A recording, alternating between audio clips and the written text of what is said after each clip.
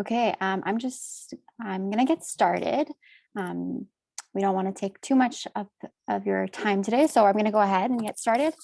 Welcome everyone. Thank you so much for joining us today. It's nice to see so many people on our call today, especially when it comes to archery, with it being such a technical sport. And of course, myself and Archery Manitoba wanting to make sure that every school is set up for success for this event. So just before I go ahead and continue, I would just like to acknowledge the traditional lands that I'm on here today in Winnipeg, Treaty 1, the traditional and ancestral lands of the Anishinaabe and the Cree, as well as the homeland of the Red River Métis. I do think it's important for us to acknowledge the land that we're on, especially with these Manitoba Indigenous games, bringing in a traditional aspect and being inspired from games of our past. So I would just like to acknowledge that today. This is just a quick overview of the training that we'll be doing. I'm just going to give a couple quick updates on the archery event for MIG, and then I'll pass it over to Ron, Mike, and Ryan from Archery Manitoba, and they will be able to give some more details on the the range safety officer certification. We'll do some review of the technical package and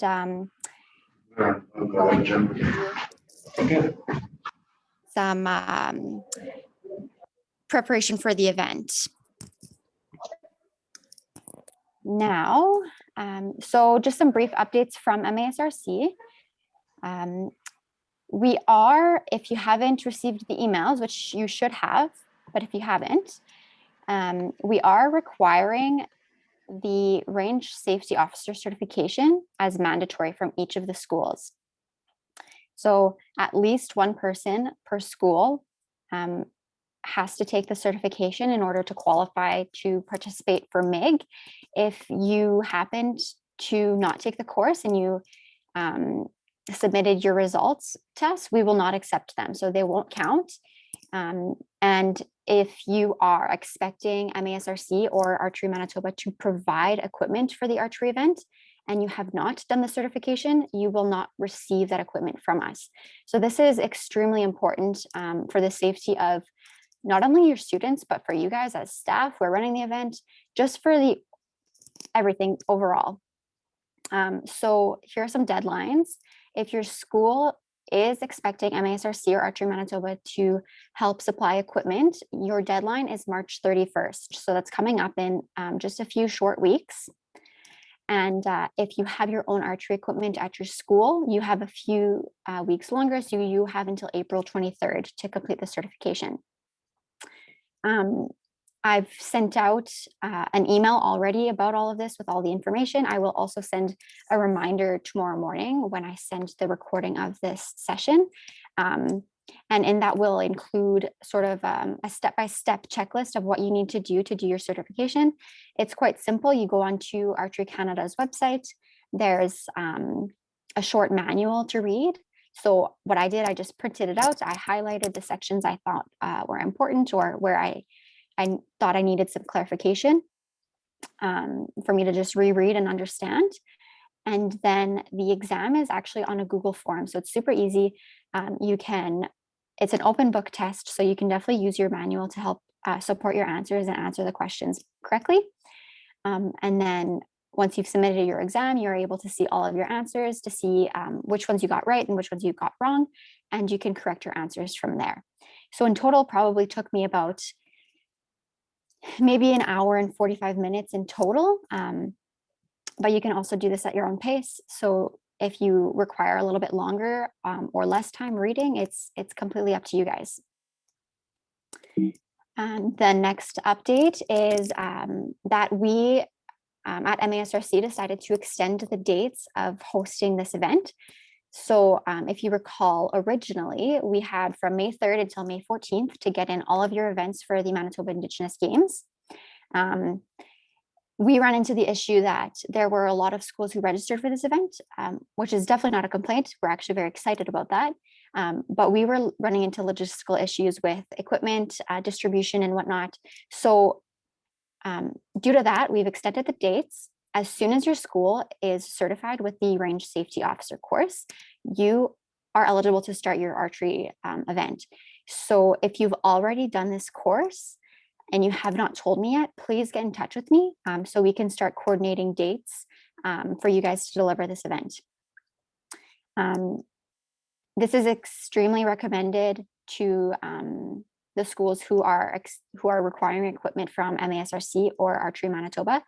If you need equipment from us, get the certification out of the way and let's start coordinating dates so we can get this equipment to you guys ASAP. Just on the bottom here, yes, the dates are extended so you can do this event before May 3rd, but the deadline is still May 14th. And the results need to be submitted by May 19th if you want to be considered for any awards. Next, just a quick, very, very short update on the handmade bow division. I haven't had too many people reach out to me about this equipment division. And maybe that's because there aren't too many resources available or whatnot, but we are creating a video. So I was out in Portage la Prairie last week and we filmed Norbert Mercredi from MF NERC, who we harvested the wood in the forest, and then he showed us how to carve that piece of wood into a traditional handmade bow. So we will be editing the video and making a text resource as well, so that people can start creating their own if they're interested in that. I won't go too much more into detail, but if you do have any students at your school who might be interested in this division, please just send me an email or give me a call, because I'd like to just give you a little bit more context on what that requires. That's it for me. I'm just going to hand it off to, I think Ron is starting. Yeah, I can do a quick introduction, Gabby. I'll just turn my camera here so everybody can see me. Hello, I'm Ryan Van Berkel. I'm the Executive Director at Archery Manitoba. I just want to thank Gabby and the Manitoba Aboriginal Sport and Rec Council for the opportunity to partner with your communities to deliver archery. I'm just going to give a quick introduction of Ron and Mike, and then I'm going to pass it over. Ron Cooney is our coaching coordinator for the province. He's a coach learning facilitator. So Mike travels around to different communities, or sorry, Ron travels around to different communities to deliver coach certification, and is also an archer himself. He's involved in the 17 Wing Archery Club here in Winnipeg, and served with the Canadian military as a trainer for the better part of his career. So he's got a good background on teaching others how to train. And then Mike Honestchuk is our officials coordinator. He's also a national and international judge in the sport of archery, and has an extensive background in helping us run Manitoba Games, Canada Games, and other big events. So he's going to be talking a little bit about the rules and the tech pack. So with that, I will hand it over to these guys and just get this presentation uploaded.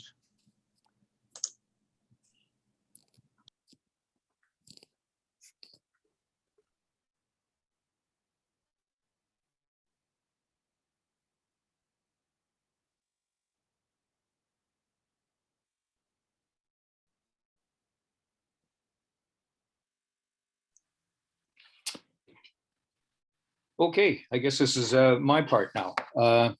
I'm Ron Cooney. I'm your coaching coordinator.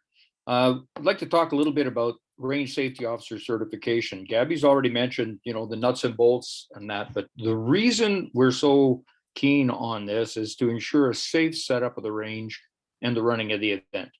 Safe for the competitors and safe for all the spectators and officials who might be around. After you complete the range safety officer course, you'll know all about course layout, setback distances, spectator separation distances, all those good things about how to set it up so everybody has a fun time, but still a safe time. The online educational manual has been sent to you by Gabby, and there's an open book exam, as she said, and that's available through the Archery Canada website or even through Manitoba. It's pass rate is 90%. But as Gabby mentioned, it is, you can edit your answers. So once you've gone through the exam, you get the score and it says, oh, you got 85% and these are your wrong answers. You can go back into the book, see what the right answer is and resubmit. So you can correct yourself up until you get to that 90%. Then you submit your answers and all is well. Like I said, the main reason for it is to get you into the book so you know what distances and what are the rules and how to set it up. That's, in a nutshell, how the certification works. It's a relatively painless process, but it is very helpful and required for the event. Okay, next slide, Ryan, please. Okay, one thing I want to talk about in safety and in coaching is this is an example. This is a don't let this happen to you example. This is what we call a sky draw. Notice how high that arrow is pointed up in the air. If for some reason that person let go of the string, or in this case, hit the release, that arrow took off, God knows where it would land. For that reason, sky draws are illegal. They're also very bad for you, for the archer. If you look at this person's arm position, he's using all the wrong muscles to draw the arrow. So usually you'll see this with someone who's trying to draw too heavy a bow, but just something to be aware of. It's a bad habit to get into, and it's very, very difficult to break someone of it afterwards. So please keep an eye out for that. Okay, next. Before I kind of jump on to the next, with the sky draws is particularly important if you don't have a lot of space behind your targets, right? So in some nationals or even international events, if we have a lot of room behind the targets themselves, we're not particularly focusing on that. But if we know for sure that there's like houses, we've had houses where they've pretty much been within 50 meters of the target line, you definitely have to watch that. But it still is always a good time to really focus on that.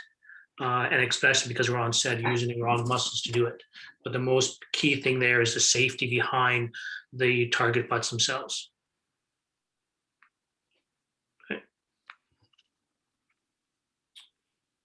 Okay, Mike, you want to talk about the tech package? Sure. Okay, we kind of did go through this, and we have some suggestions that we're going to sort of potentially make on this. Do I need to go through every particular category here? Hey, Mike, so just to provide a quick update, the recommendations have been updated into this document, so we can skim through. We definitely, okay. I know there's about 4 pages like this slide, 2 pages cut from the actual document itself. I think if we just want to skip over the key points or skim over the key points, that's all. Sure. Yeah, I like to just quickly touch potentially even just on sort of each one. So we have participants there. They must identify as Indigenous, including Métis, First Nations or Inuit.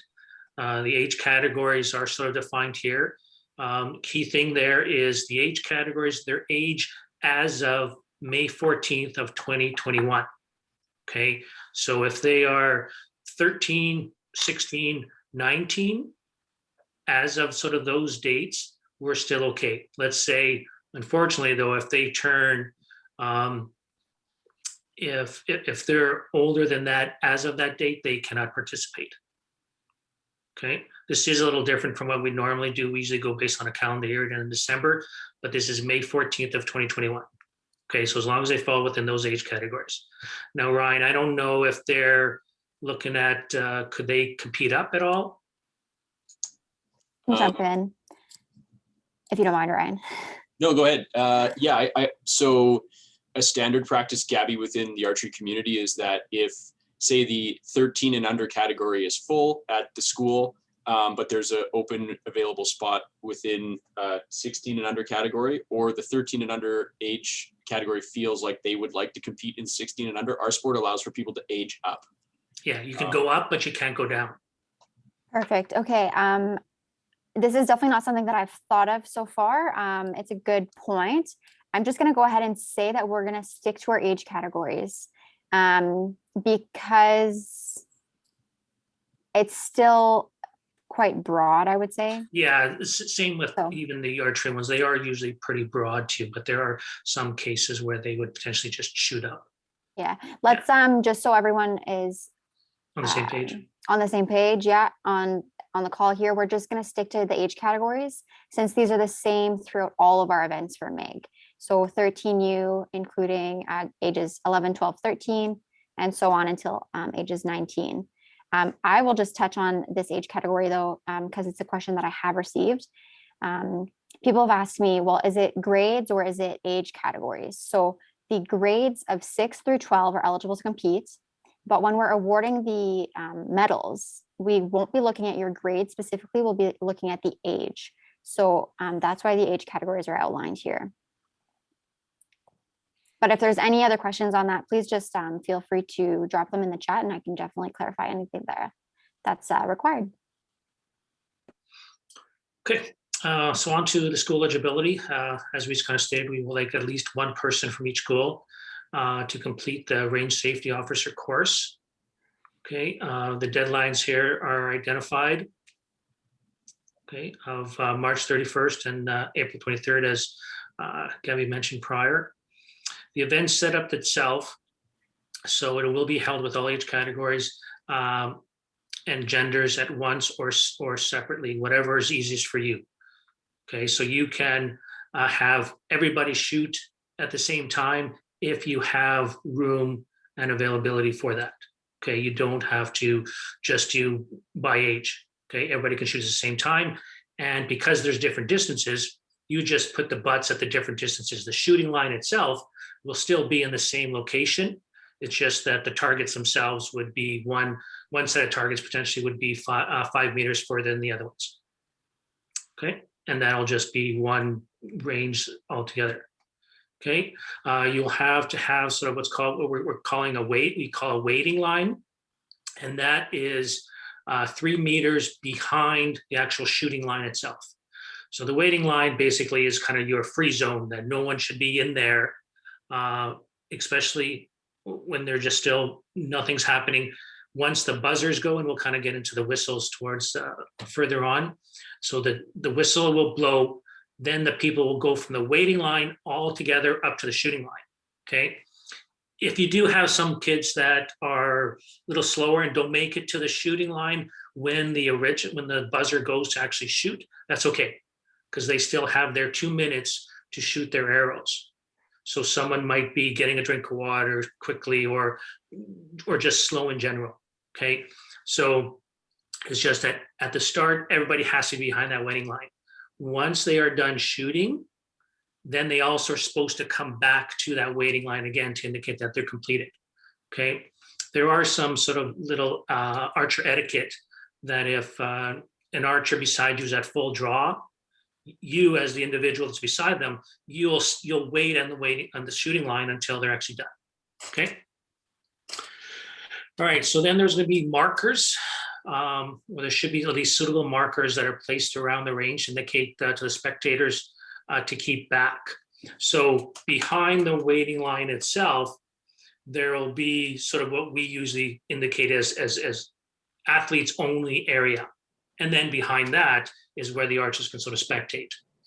I would definitely not allow any spectators farther than the actual shooting line itself. So they cannot go downrange. We do know that's part of the range safety. There's a certain amount of distance that you have to have on the edges of the range itself. But if you can, do not allow anyone sort of down there. Especially if these are sort of beginners, you never kind of know what would potentially happen. Okay.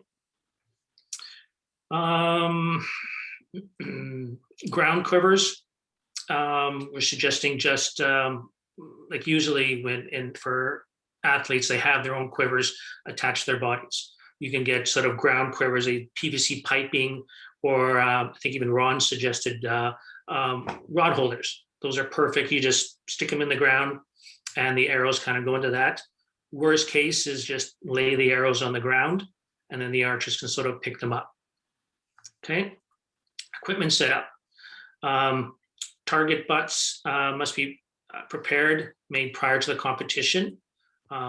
You can actually use original target butts if you have any available, or you can create your own. So example, bales, do-it-yourself target butts.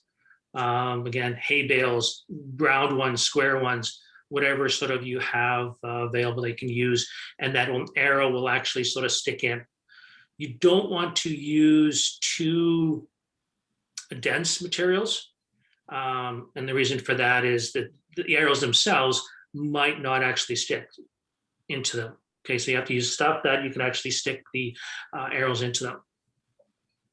Okay, it's encouraged for the students to help with the setup of the event and equipment. We also do that for even our provincial events. Our provincial team members, they are required to help set up and take down the course. Okay, event participation consists of both male and female individual events for each of each categories, and it can be unlimited amount of participant in each category. Okay, equipment is so obviously need a bow, arrows, target butts, target faces, and I think Archery Manitoba is supplying the target faces, or we've already procured those, correct, Ryan? Yeah, actually MASRC did, and they have them, so they'll be part of the distribution for the sites. Okay. You'll also need a whistle, and there should also be in there maybe a timer or a stopwatch. You can even use your phone. We've used our phones in the past just to count down the 2 minutes. Okay. The two equipment divisions are handmade bow division and the recurve / Genesis. Okay, so there's only two equipment categories. So under the equipment restrictions there. Okay, well, I'll jump to the questions kind of when we get to the end. Okay, if you just feel free to throw them into the chat there. Okay, so there was just kind of a description of the bows themselves. They're allowed to bring their own and then are supplied. Okay, targets. Targets used to be both equipments are the exact same ones we use for actual competitions. Okay, next we'll be going over the competition format. So it is the same for all divisions and age categories. You'll shoot in one direction. So the tournament or match itself will consist of 6 ends of 3 arrows each. Okay, so that'll be a total of 18 arrows. This will be considered a full round, and the total possible score will be 100 out of 180. Okay, again, handmade bow division, all those matches are going to be shot at 10 meters. The recurve and Genesis will be shot at 15 meters. Okay, each archer will shoot as his or own target. Okay, and I think this, as sort of COVID, that's just going to help limit the exposure and touching of stuff. Okay, the scoring zones on the target are 10 going down to 1. So when you look at the target itself, you'll see a big X in the middle and a circle around that, and then just circles just keep sort of going. The X will be the 10, and that'll be count as a value of a 10 going down to 1. Okay, the rules, each archer will shoot 3 arrows, and they'll have to be able to do that within a 2-minute period. Okay, 2 minutes is a long time to shoot 3 arrows, so shouldn't be too worried about that. So there is what's called a whistle system. We'll kind of get to that on the next page, but an arrow shot before or after the specified time, so before the 1 whistle or after the 3 whistles, that is sort of considered out of sequence, and that will be considered a miss downrange. So when you, as a judge or the range safety officer in this, sees that someone shoots their arrow before the time goes off or after the 3 whistles, after the 2 minutes, you'll just have to kind of keep track of that. When you get down to the butt itself, you'll just have to identify that they will use whatever the highest value arrow is on that target will be actually considered a miss.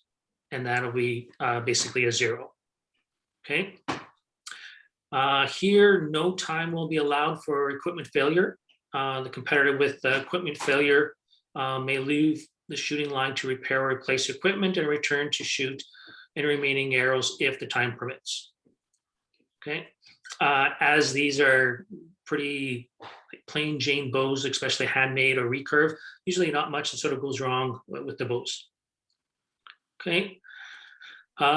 Competitors may not raise their bow until the signal is given to start shooting. So the whistle system here is going to be one whistle. They all move to the shooting line. Okay. Oh, no, this is not. Mike, sorry, that's my bad. There's 2 different things here on equipment failures. So I'll definitely clarify that on the tech package. Yeah, see, normally we do allow equipment failures, but it is a lot more tracking of a judge to sort of keep track of, because we usually give them about, they can take as long as they want to usually make the equipment change or fix it, but they can only have potentially an extra 15 minutes of shoot time in order to make up those arrows. And we usually do that right away. Yeah, so that's that'll be the plan. If there is an equipment failure, the archer will definitely have their 2 minutes if they need to shoot the 3 arrows. And I'll make sure to fix that after the call here. Okay. Thank you. Okay. Okay, so competitors may not raise their bow armor until they're actually given to start to shoot. So based on the sort of the whistle system, oh, we're just doing 2. Okay, so what I guess what we'll do here is when the first whistle goes off, to me, they should then be allowed to go to the shooting line and then start shooting their arrows. So basically no one should be at the shooting line. And then we do that for sort of safety purposes as well. Okay. The rest, except for people who are disabled people usually they are already standing at the line. But again, they are not allowed to shoot until the whistle blows to say it's okay to go. Okay. Now, under no circumstance can arrow be reshot. However, the next caveat there will determine what is considered an arrow not shot. Okay, so what we also do is not only do we have a 3 meter line back from the shooting line, but we also have a 3 meter line ahead of the shooting line. And that's basically sort of a safety zone or a zone it's almost like a no shoot zone. If an arrow falls off the bow and lands in there, as long as any part of the arrow is within that 3 meter line, that arrow is considered unshot. Okay, and so they can reshoot again. Okay. Another one is the target face itself falls over. The judge will sort of have to stop the people from shooting on that target, and they'll have to sort of do makeups. Okay. Rebound. A competitor concerned with will remain on the line. So if you basically rebound is you shoot the arrow and it bounces off the target itself. So that's why it's also important to ensure that whatever you're using as targets, you don't have a lot of those sort of bounce outs. We actually call them sort of bounce outs. And that just arrow goes in the target, doesn't stick, and it comes and lays in front. Okay, so if you do see that or one of the athletes indicates that, that's okay. And the reason for that is by the time we kind of get down there, we'll know that there's a bounce out. Plus, there's another caveat in here where all the archers are supposed to mark their arrow holes. Okay, so when you get up to when they go to score the target itself and they pull the arrows, they'll mark each hole. So we'll know as a judge, when we kind of get down there, if there's an unmarked hole, that's the value that they get. Okay. Okay, so competitors concerned. Okay, when all competitors on the shooting line have finished 3 arrows, the judge will interrupt shooting. Yeah, competitor will rebound. Okay, so that's kind of the procedure that how to deal with that. Okay, we also have when equipment failure occurs. This is sort of the procedure that you'll do. Okay, equipment failure occurs. The archer must say that they have an equipment failure. So basically, normally they would just sort of step back and sort of raise their hand and just let you know, as either the judge or sort of RSO, that they do have an equipment failure. Okay, and then you'll have to do what's called makeup arrows. And usually we try to do makeup arrows within as quick as possible. So if the person's trying to fix their bow and they can't get it done, and everybody's still waiting to go score their arrows, and they think that's going to take a little longer, you could let the people go score their arrows. Hopefully by the time they come back, you can now do that makeup end. Okay. All right. So the whistle signals. So they'll come to the line, prepare to shoot, wait for the whistle signals before shooting. Okay. So we don't really have a sort of a waiting line here. So one whistle is to start shooting. 2 whistles is stop shooting. After they sort of finish shooting, they'll come back to the waiting line. There'll be 2 whistles, then everybody can kind of go down and score. And then 3 whistles is emergency stop, and everybody should stop. Okay, scoring. Maybe another student. So basically, person beside you can score your arrows. You can score their arrows, as an example. Okay, this way we don't have each person calling their own values. Participant who is shooting, and then there's also a judge, whoever's in charge of the event. Okay, scoring will take place at the end of each end. After 3 arrows, they will enter the value of each arrow on the scorecard in descending order. So example, you have 3 arrows in there, one's a 10, one's an 8, and one's a 9. So then you would write in the scorecard 10, 9, 8. Kind of going descending. Okay. The competitors should check the value of each arrow called just to make sure. And if there's any discrepancies, call for a judge or sort of the RSO. Okay. And I think we'll kind of go over how to sort of call an arrow in a separate document. Okay. So the arrow will be scored according to the position of the shaft itself. Okay, so if the shaft, the arrow actually touches a line, it gets scored the higher value. If an arrow kind of goes into the target and then goes down like this, and there's still now space here, even though it looked like it originally hit the other line, but it dropped, now you still go where the shaft of the arrow itself touches, not if the line actually broke. Okay. So between the two, all the zones, there's what we call a line there, and that scoring zone will always get the highest value if the arrow shaft again is touching the line. Okay. If it breaks the line and drops, it's where the shaft is. Okay. Right. Next. Okay. Neither the arrows nor the target's face shall be touched until all the arrows are scored. Okay, and this is important too, because if you do have sort of that arrow in there and it is kind of moved, someone touches the target face, you can move that target, or the target could be inadvertently moved and they could potentially lose points or gain points. All right.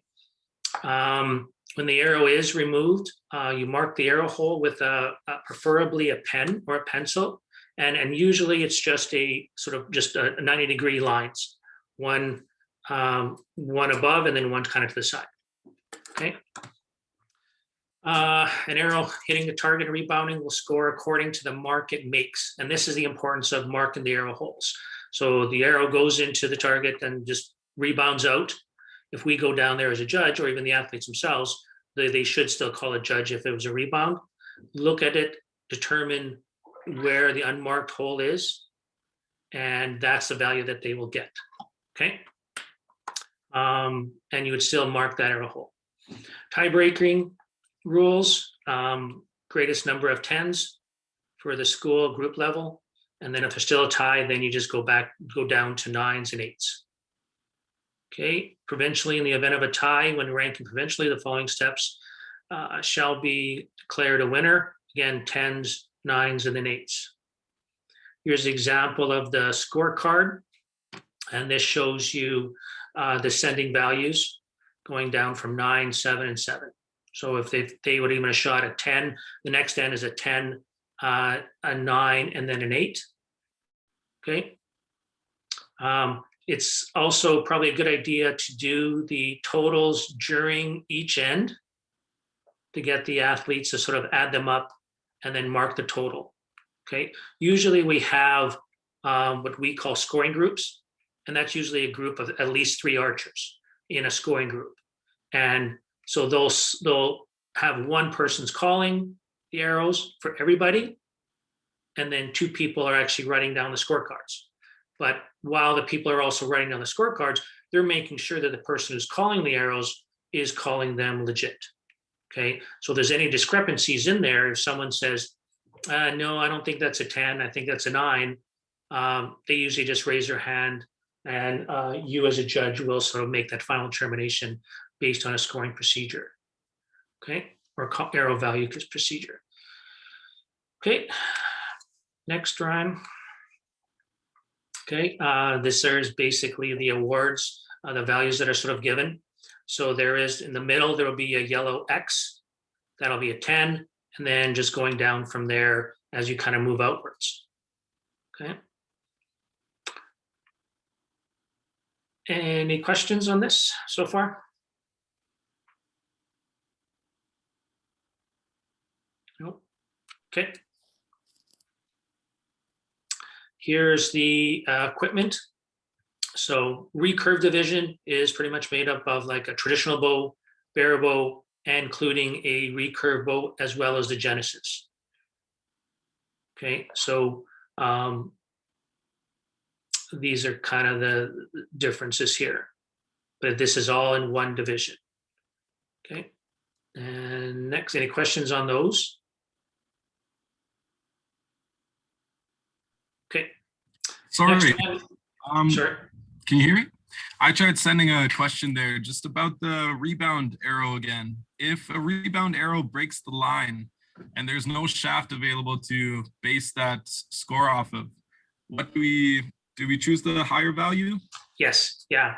Okay. You would choose a higher value. Now, also too, I think when you're as a judge, if you're calling an arrow and you're not sure of the actual value, you just kind of the benefit of the doubt always goes to the archer. Okay, because you're there to actually sort of protect their score. Okay, so you do want to kind of give them what it is. Okay. Sounds good. Thank you, Michael. All right, the next one I think was compound. Here are the examples of the compound division. So basically anything sort of with the pulley system outside of the Genesis bows. So if someone does come with their own equipment, potentially we'll see this. Now, this is where we're going to potentially be cautious of the targets themselves. So someone potentially bringing a compound bow might be pulling a lot of weight. So you might potentially also then get pass-throughs as well. And pass-throughs are treated the exact same way, sort of as a rebound, that you'll always see sort of a hole there. And as long as you can provide the evidence that it was actually a pass-through, basically meaning the arrow is on the other side of the target or sticking out the back end of the target or actually gone right through. Okay. We've had cases even in national events where people say it was a pass-through, but we find the arrow in front and it wasn't actually, and didn't actually hit the target. Okay. All right. I'll just add a quick note on the compound. The tech pack does outline we're using the handmade and that recurve. So if a student did come with their own equipment, being a compound, we're wanting to stick to the recurve and the traditional handmade bow. So they can still, if they want to participate with compound, and if you have the proper target butts and whatnot to do that, okay, but we wouldn't be accepting their the result submission to be considered for the awards. So I just wanted to add that there.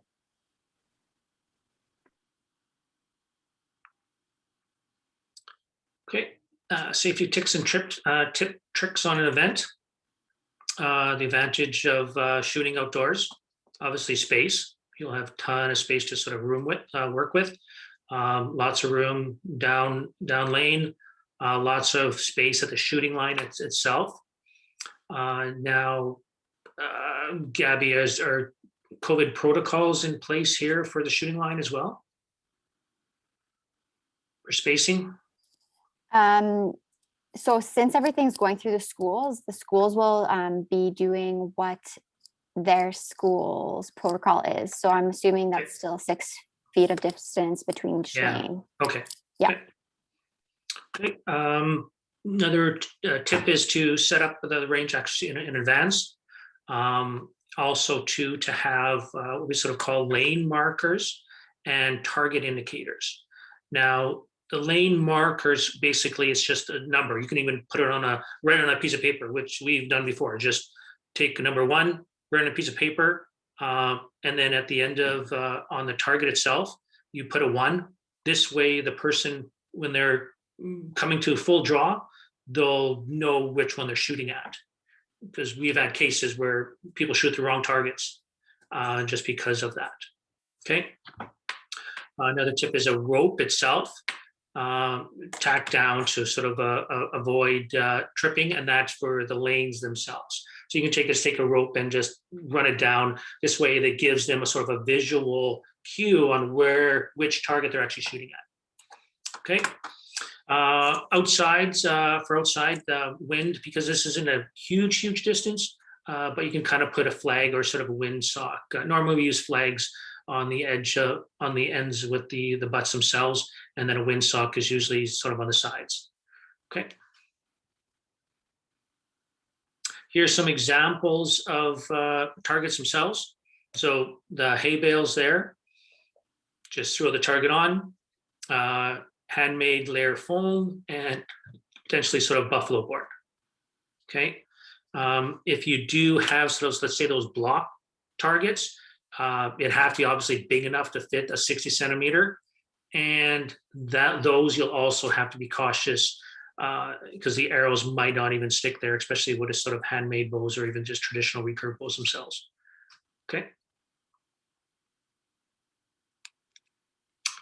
Okay, Ron, you're up for coaching tips. Okay. You should have got, or I hope you got a package there that said the 10-step method, and we're going to go through those right now. When you're teaching new archers, you want to try and get almost a mental checklist for them, a procedure that they come up and every shot is done the same way. If you can see here, stance.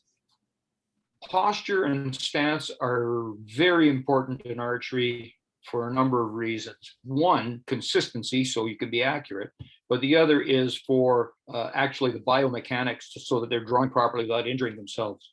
The first step is, as you see here, the archer steps up to the shooting line. When they are at the shooting line, the normal tendency for someone who's never shot is to stand and square up and face the target. Actually, what you want to do is straddle the shooting line, put 1 foot forward, 1 foot back. And if you hold your arms up, your bow hand, in this case here, would be pointed at the target. Okay, so I'm actually facing 90 degrees away from the target. Okay, and that takes a little bit of getting used to. The other thing you should stress on your students is once they get up there and get their feet planted and get themselves in position, don't move the feet. There's no dancing on the shooting line. Okay, again, for consistency and safety, because if you get someone turning around, you could have an arrow pointed the wrong way. So to make sure they don't move, have them place their quivers in front of them. Okay, so now they can just reach forward and grab the arrow, knock, draw, shoot. Okay, so that's the first part, is the stance. Oh, before we go anywhere further, one of the very most important things to do with a first-time shooter is to do an eye dominance check. Eye dominance and handedness are not the same. I'm right-handed, but I'm left eye dominant. So I shoot this way. I draw with my left hand. So you do an eye dominance check, And if you don't know how, there's a number of different ways, but the easiest way is just to have the archer stand there with his hands like this and look at you, look at your nose, and then you'll see one eye or the other, and you should see my left eye at this point. So I'm left eye dominant. That's the easiest way for the instructor. Just have them point that triangle at your nose, keep both eyes open and look at your nose, and you can see which eye is dominant. Then, if they've never shot before, now's the time to get them shooting the right way. It came as a shock to me that I had to shoot left-handed. I should shoot left-handed. If for some reason they can't or don't want to shoot that way, like don't want to draw with their left hand, then they have to be able to close their left eye to aim. Otherwise, they'll always be pulling to one side or the other. Okay, so eye dominance is very critical. Okay, so we got the stance. Next step. Next, there we go. Finger placement. When you're drawing with your fingers, you don't want to be too deep. You want to basically put that string on the pads of the finger so you can just pull it back. You don't want to grip the string in a fist. You want to just make a hook with your hand and pull straight back. Okay, so you can see here the placement. Normally one finger above, two fingers below. Another way to do it is to put all three fingers below and then draw back and touch your cheekbone with the finger. Okay. There are different ways to draw and aim. We have what we call anchor is a very important thing. You want to get a consistent anchor all the time so that you're always coming back to the same spot. Okay, there's your bow hand or your string hand. Now the bow hand, this is also critical. Everybody's had that arm whacked with a string before, right? Hurts like the dickens. So what you want to do is get them to hold the bow correctly. So again, I'm going to stand up here, so hopefully you can see this. All right, I'm going to stand with my hand up like that. The bow fits here. Okay, can you see that? And then you just gently collapse your fingers onto the front of the bow. When you're done here, the knuckles should form about a 45-degree angle-ish. And there should be a space in here that you can put two fingers. What that does is it rotates this forearm outwards and away from the string.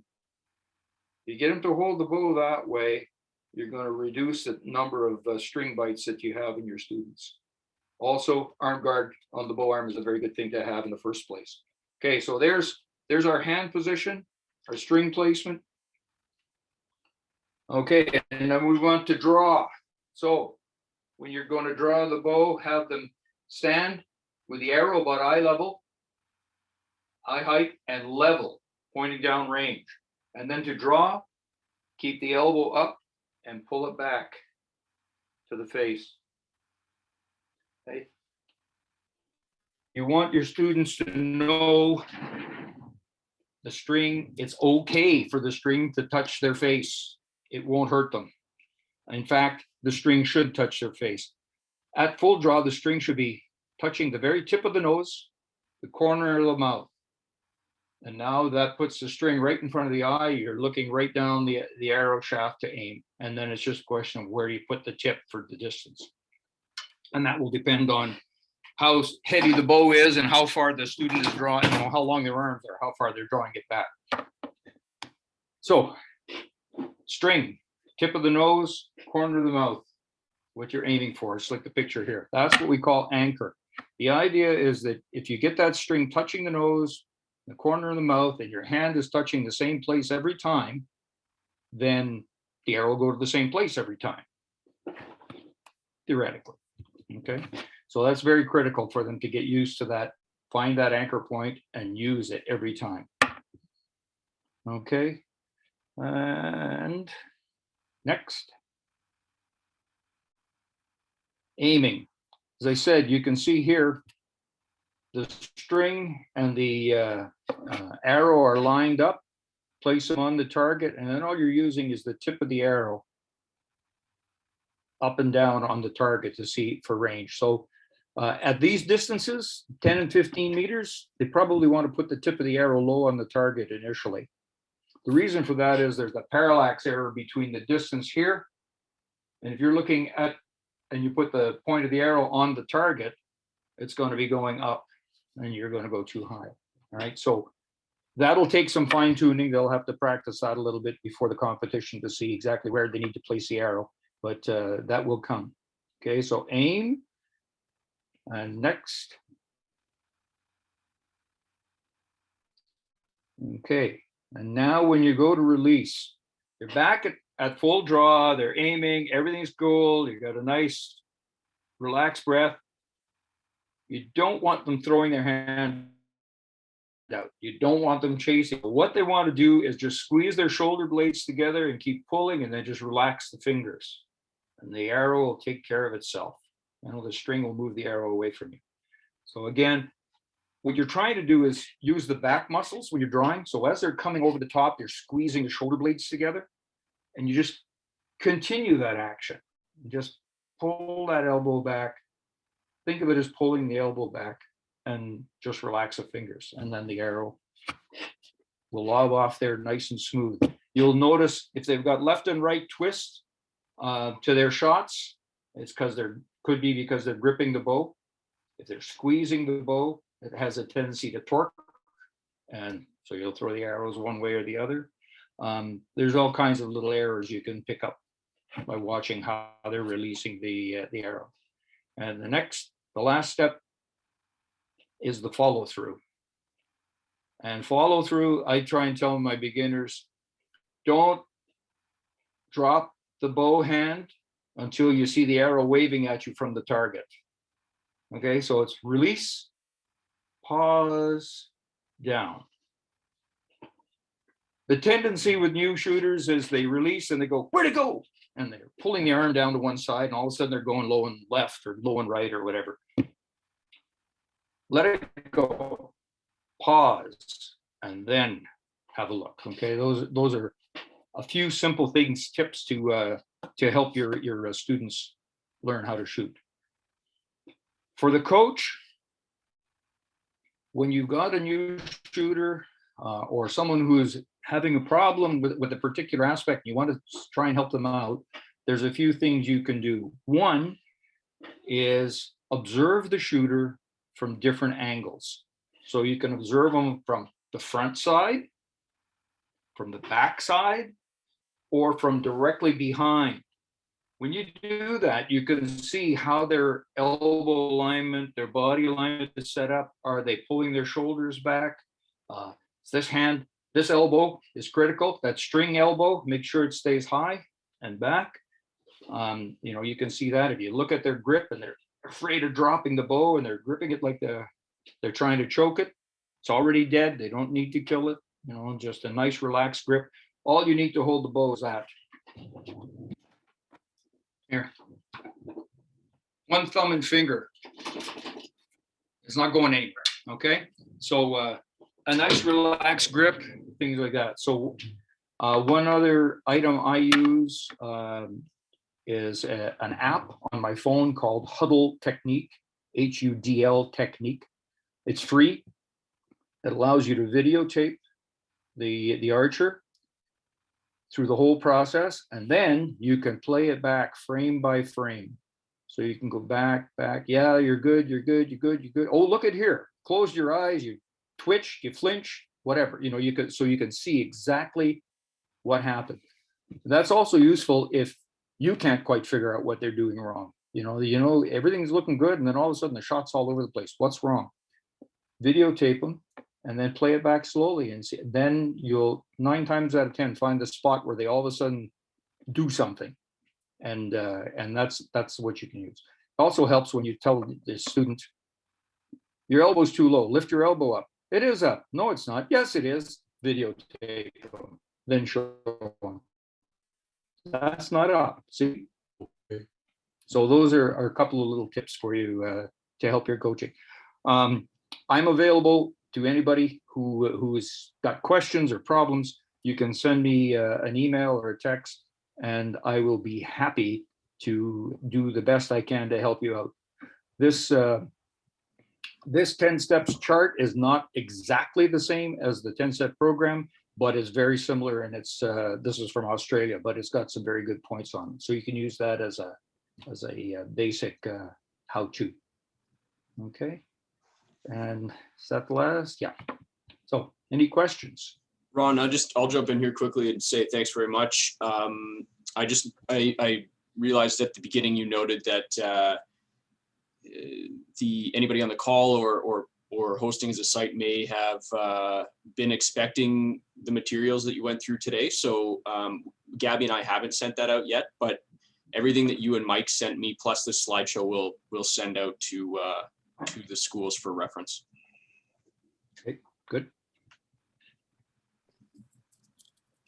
Okay, well, we obviously want to give you guys the opportunity to ask any questions while we have Ryan, Ron, and Mike here from Archery. So please, if you have any questions, you guys can unmute yourselves or put them in the chat, whatever is best for you. I'll also provide some contact information for these guys if you ever need to contact them directly for more specific questions.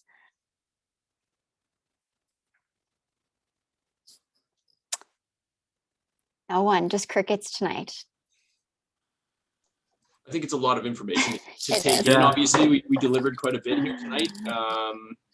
And, you know, archery, there's quite a bit of rules, but around the safety and the competition. But if anything comes to mind, yeah, please feel free to contact any three of us and we'll get back to you by email or by telephone. Ryan, I'm just going to share my screen quickly. So if you don't mind exiting yours, I just have a few quick things to note before we wrap up, just some quick, just general MIG updates sort of things. Let me just find it here.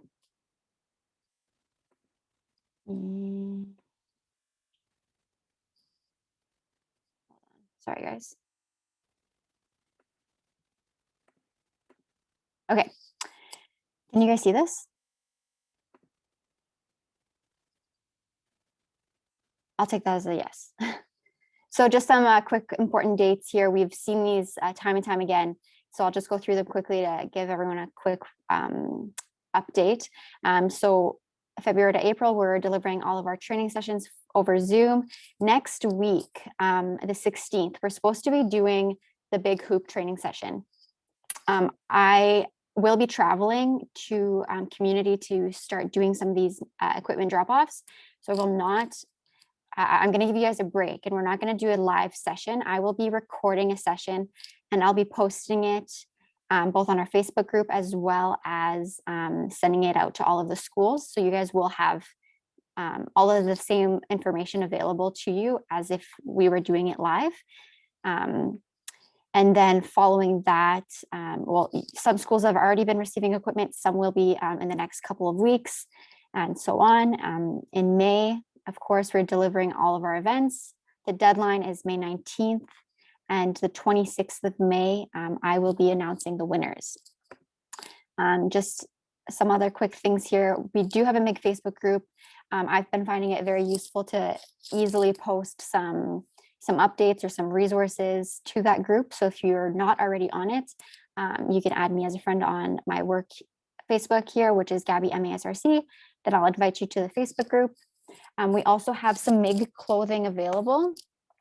So we have bulk ordering where you can order t-shirts or masks in bulk. So you're saving yourself some money. Or if you want to offer these stores to your students to show their parents, etc. There's a lot of options: jackets, t-shirts, hoodies, masks, backpacks, you name it.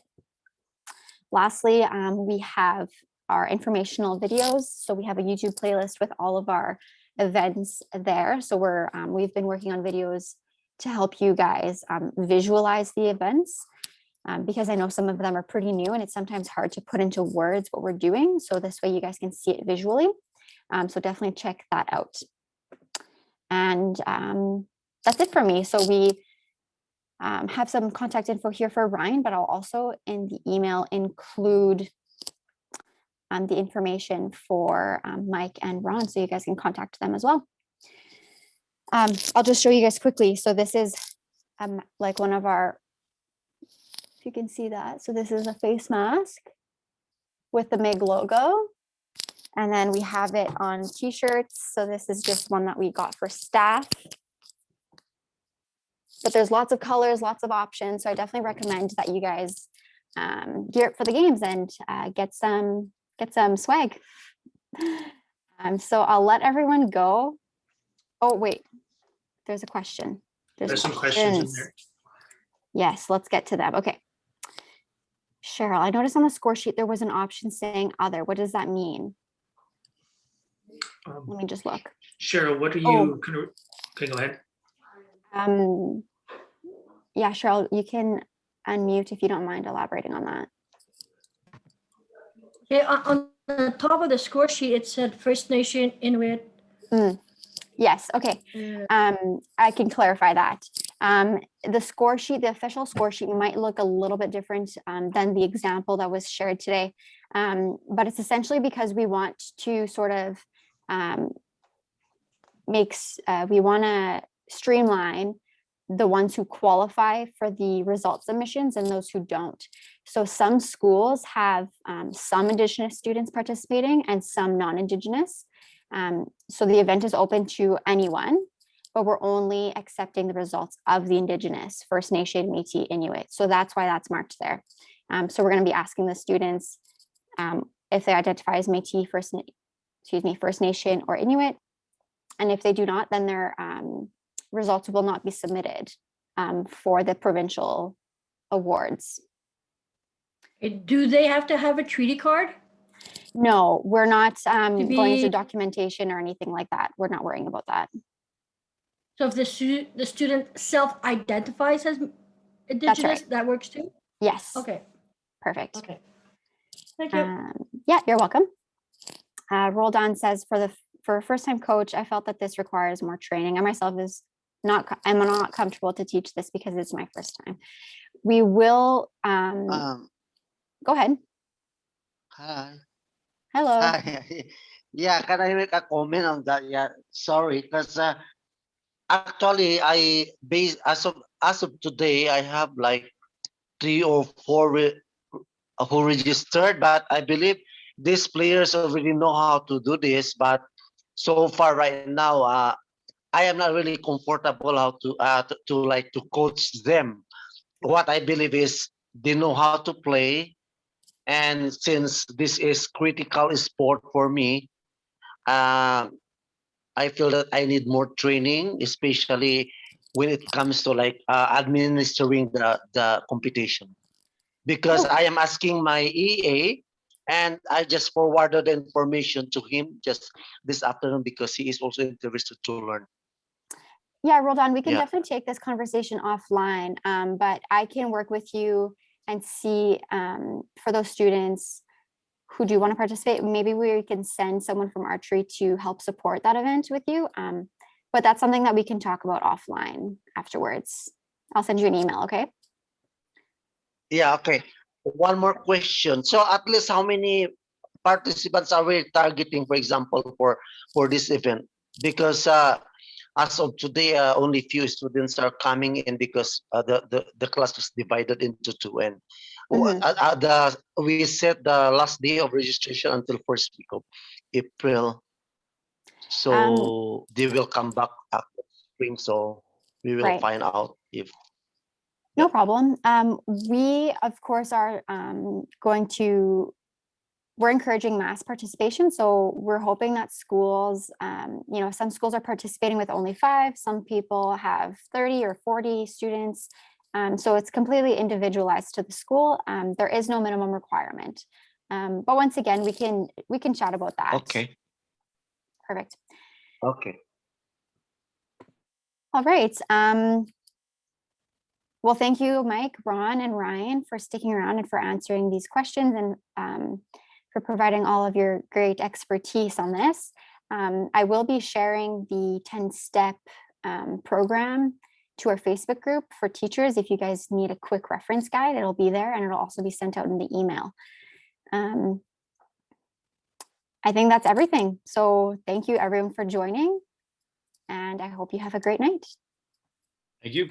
You're quite welcome. It was a pleasure. Thanks, everyone. Awesome. Take care, you guys.